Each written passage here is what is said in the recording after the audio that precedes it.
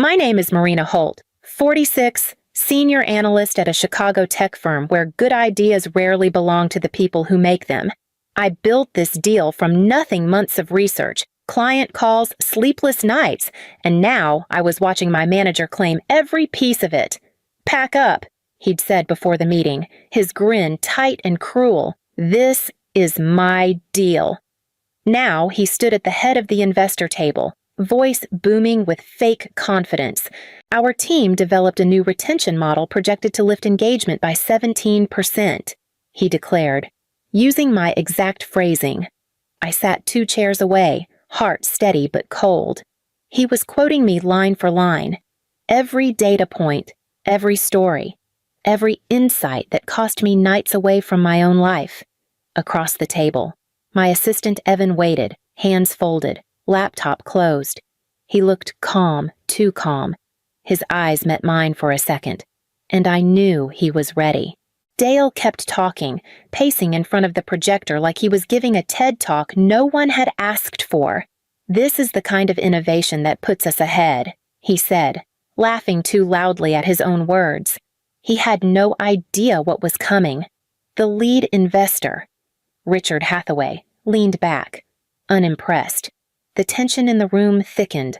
Dale reached for another chart, my chart, and stumbled over a figure he couldn't explain. The silence that followed cut through the air like glass.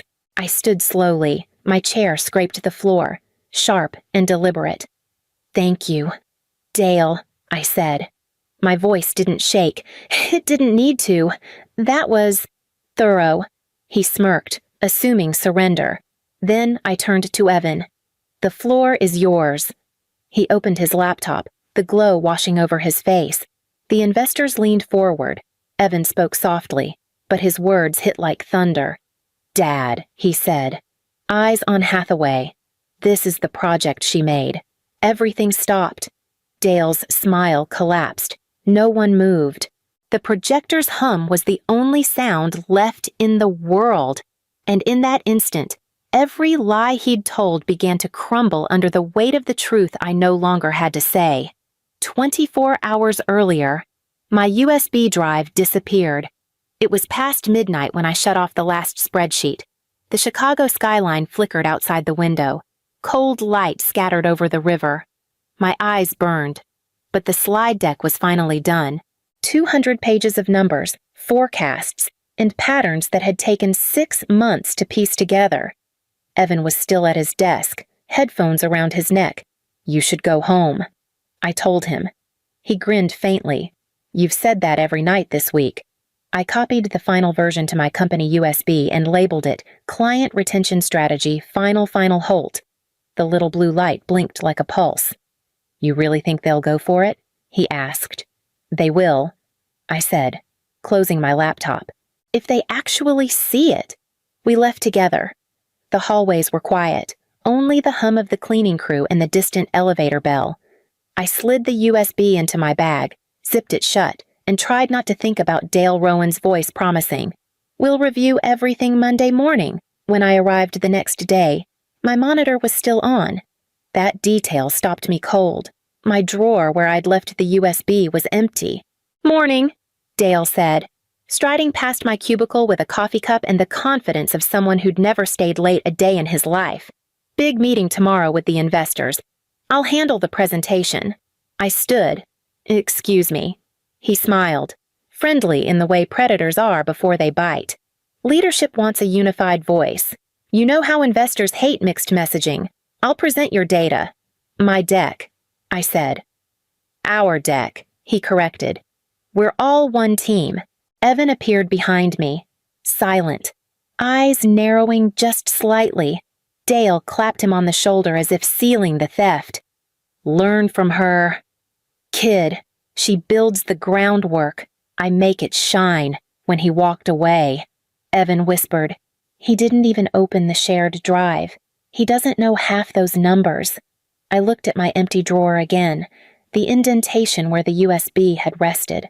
My proof was gone. And without it, the story of who built that deal was about to disappear too.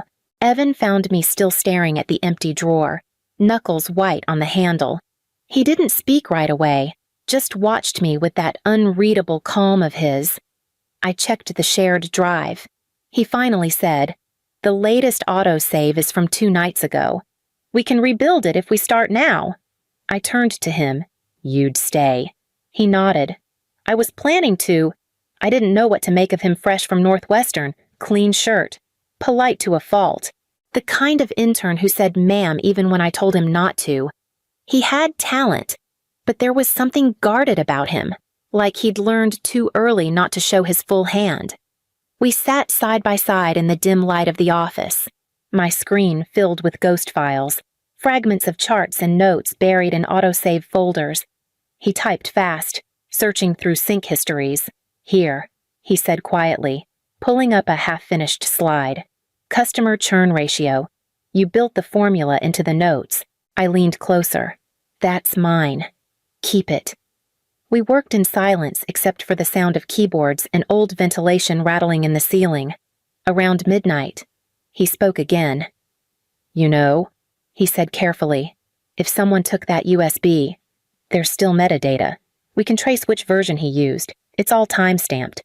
I looked at him. "You've done this before." He shrugged. "Let's just say I've seen how people take credit for things they didn't build."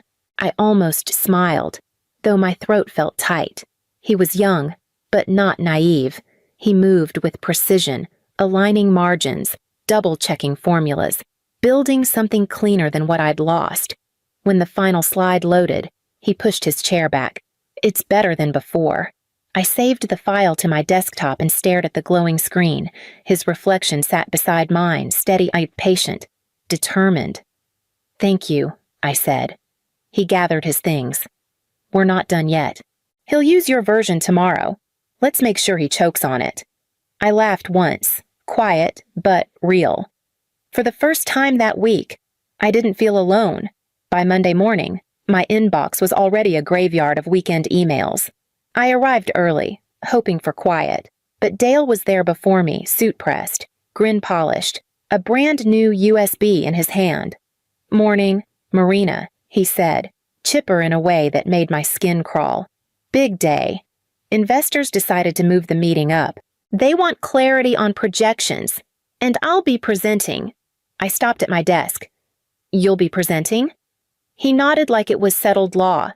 "Your work speaks for itself, but leadership needs one consistent voice. Optics. You know, keeps investors confident." I scrolled through the team calendar. My name wasn't listed, not even a courtesy copy. He leaned closer. "Don't take it personally. You'll get plenty of credit internally." Then he winked, that rehearsed charm curling like smoke. When he walked off, Evan appeared beside me, eyes sharp. He uploaded something to the shared folder last night. He murmured, "The timestamp matches your final file. Even the title formatting is identical." I pulled up the folder there. It was Client Retention Strategy, Final Drawin. He didn't even change the file name properly, I whispered. Evan's jaw tightened. "He used your template file. I checked the metadata." The air felt heavier. Dale was already in the conference room, pacing in front of the screen, rehearsing through the glass. I could hear fragments my opening lines, my phrasing, even the small joke I'd written at 3 a.m. to make the deck feel human. "Unbelievable," I muttered. Evan touched my arm lightly. "You should still be there. They can't erase you if you're in the room." He was right. I grabbed my notebook and straightened my jacket. "If he wants to perform," I said quietly, "he'll have an audience."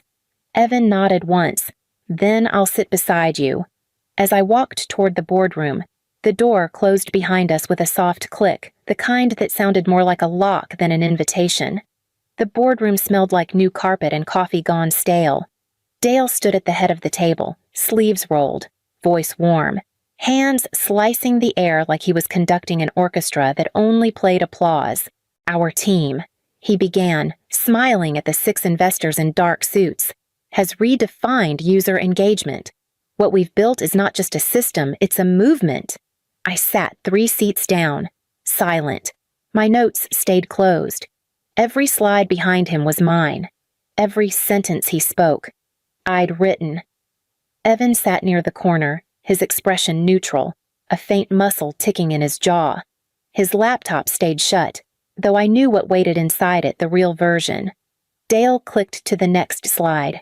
We achieved a projected growth of 17% by shifting our retention model. He laughed lightly. I like to say we didn't just move the needle, we built a new compass. That line. My line. He delivered it with the same pause I used when testing tone in my kitchen at midnight. The investors nodded politely, no one impressed, no one questioning. Richard Hathaway, the lead, watched with the calm of a man taking inventory of mistakes. I felt Evan's eyes on me. He knew what I was waiting for. Timing mattered more than outrage. When Dale launched into my closing section, and this is why I believe our strategy deserves expanded funding, I rose from my chair. The scrape of the leg against tile echoed through the room. Dale stopped mid-sentence. "Marina," he said, that false courtesy coating my name. "Is there something—" "Thank you, Dale." My voice was steady, level. I turned toward Evan. "The floor is yours." Evan didn't hesitate. He opened his laptop, the glow catching in his eyes. Dale blinked, confused, trying to recover his rhythm. Evan's voice came quiet but clear. "Before we continue, I'd like to show a version of this presentation that includes the omitted sections." The projector flickered. Dale froze. And in the hum that followed, the truth began to find its way back into the room. Evan's fingers moved with quiet certainty. The projector switched screens, and the title appeared in bold letters across the wall. Customer Retention Risk and Friction Points. Dale froze, mid-smile. "Hold on," he said lightly. "That's not—" Evan kept his voice calm. "This section was part of the original analysis. It outlines the user drop-off patterns within the first 90 days and the behavioral causes behind them." Richard Hathaway leaned forward in his chair, eyes narrowing just slightly. "Where did this data come from?" Dale swallowed. It's supplemental, early draft material. We refined it for clarity." Evan didn't blink. It came from the version that disappeared last week. The silence that followed felt alive. Someone shifted a chair. The projector fan filled the space where lies had lived too long. Richard's gaze slid toward me, unreadable, steady, disappeared. I didn't move, didn't speak. I let Evan's voice carry what mine couldn't. "Yes, sir," he said evenly. The complete deck was saved on a company drive and removed without authorization. This section was one of the pieces omitted in the file uploaded later. Dale's laugh cracked at the edges. "Let's not over-dramatize. We made revisions. It's how teams work." Evan turned aside a chart pulsing upward, clean and undeniable. "These are live metrics from the last quarter. We cross-referenced churn rates and help desk interactions. The numbers don't match the version you just saw." Richard nodded once. "They don't." Dale tried to smile again, but it looked forced. "We simplified the message for time constraints." Evan's tone stayed calm. "We simplified the truth." Every investor's attention shifted away from Dale. His polished charm couldn't fill the sudden vacuum. I felt the heat in my chest cool into something sharper recognition. Maybe relief. Richard leaned back, still watching the screen. "Continue," he said quietly. Evan tapped forward. Line by line, every word I'd written reappearing where it belonged, and in that stillness, for the first time all morning, the room began to feel honest again. Richard Hathaway stayed silent as the final slide faded to white. His gaze shifted from the projector to Evan, holding there a second too long. "You've done your homework," he said finally. His tone was measured, but something in it had changed. Less curiosity, more recognition. Evan closed his laptop gently. "I've been studying this deal for months," he said, his voice quiet but steady. Then he added, "Dad." The word hit the air like a dropped glass. No one moved. Dale blinked, confused. What did you just call him?" Evan met his stare without flinching. "Dad," he repeated. "Richard Hathaway is my father." The color drained from Dale's face. You're joking. Richard didn't smile. He isn't. One of the junior investors shifted in her chair, the faint rustle of paper the only sound. I sat perfectly still. The revelation rolled through the room in slow motion. Suddenly, all the small details made sense the way Richard had looked at Evan earlier, the quiet respect in his eyes that didn't fit the hierarchy. Dale tried to recover. So this whole thing was some kind of setup. Richard's voice cut clean through the panic. No. Dale, it was an evaluation. My son wanted to see how your leadership operated when no one was watching. Evan didn't look away. I asked for the internship under a different name. I wanted to observe the culture firsthand, how credit, collaboration, and integrity were handled. Dale's jaw tightened. You could have told us. Evan's reply came evenly. If I had, you would have acted differently. Silence again. Richard clasped his hands together. It's amazing what people reveal when they think no one will hold them accountable. I could feel Dale shrinking beside his own reflection in the glass wall. The man who had bragged about leadership now looked like he'd forgotten how to stand.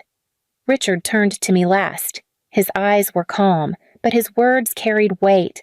Now that the truth is visible, let's see who stands behind it. The meeting wasn't over. It had just begun. Richard folded his hands on the table. His tone was calm, but the weight behind it silenced the room. This internship, he said, glancing briefly at Evan, wasn't random. I wanted to see how this department functions when no one's titles are visible, how leadership behaves when no one is watching. Dale laughed once, thin and nervous. So, this was some kind of trap. An evaluation, Richard corrected, of culture, of integrity, of who actually builds what this company presents. His eyes flicked to me, then back to Dale. Let's start there. Who built the proposal we just saw? Dale straightened in his chair. It was a team effort. I supervised the direction, made final revisions for clarity. Evan spoke before I could. She built the framework, he said quietly. Every analysis, every model, every data point came from her. I only helped refine the numbers. Richard turned toward me. And who removed the risk section? Dale shifted. That was my call. We didn't need to bog down the deck with technical clutter. It was just formatting. I looked at him. It wasn't formatting. It was the part that made the projections honest.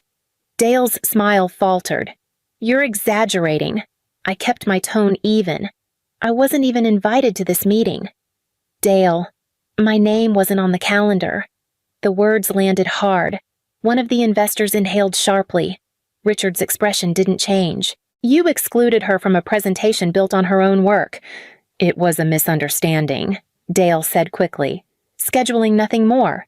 Evan leaned forward slightly. The file metadata shows the last edits came from his login.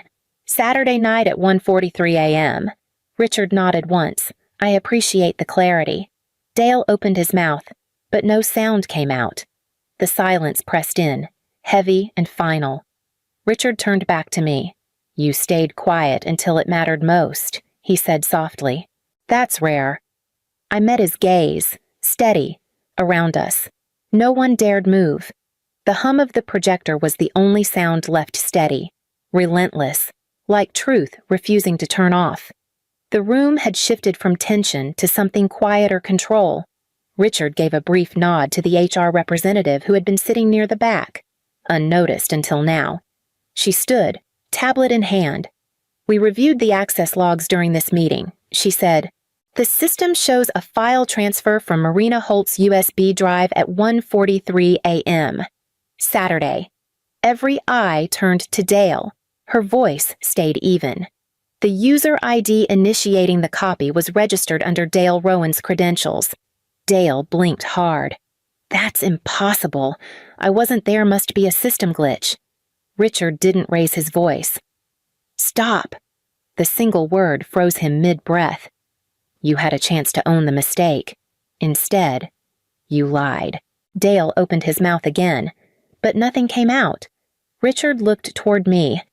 Ms. Holt, You're the reason we're here discussing a viable product instead of an inflated promise. I appreciate your restraint today.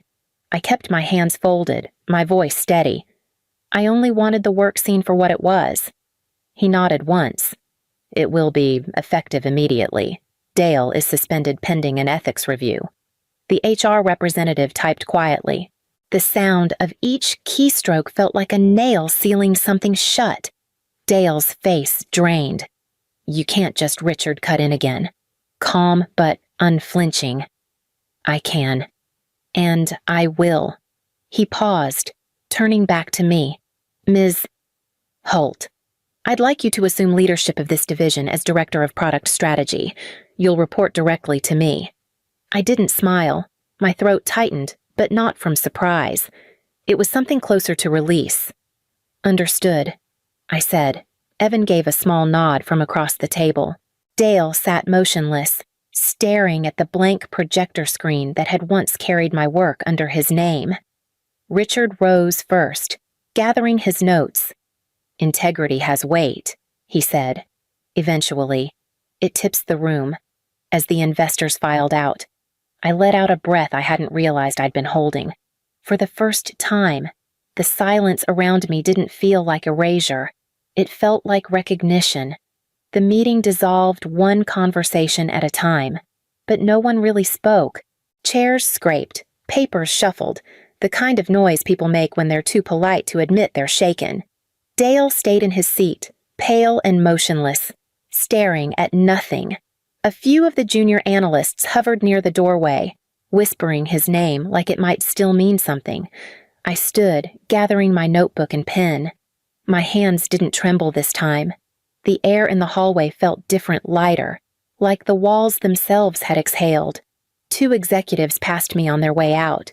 They didn't smile, but both gave a small nod, the kind reserved for people who finally got what they were owed. I didn't return it. Recognition wasn't the point. Dale looked up as I walked by. His mouth opened, maybe to apologize, maybe to beg. But no sound came. I didn't stop. Whatever he had to say would come too late to matter. The elevator doors opened. The mirrored surface caught my reflection calm face. Shoulders squared. Eyes that no longer avoided their own truth. I pressed the button for the lobby. Downstairs, the company's mission posters lined the glass walls. Integrity, innovation, accountability. For years, they'd looked like decoration.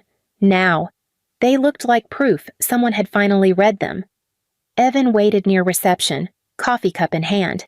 He didn't grin or speak, just lifted the cup slightly, a quiet salute. I nodded back. There was nothing to explain between us. You good? He asked as I passed. I am, I said, and meant it. Outside, the winter air hit my face sharp and clean. The river wind cut through my coat, but it felt grounding, real. I tightened my scarf and stepped forward into the noise of the city, the only noise that ever mattered, honest and unfiltered. Behind me, the building stood tall and still, its glass catching the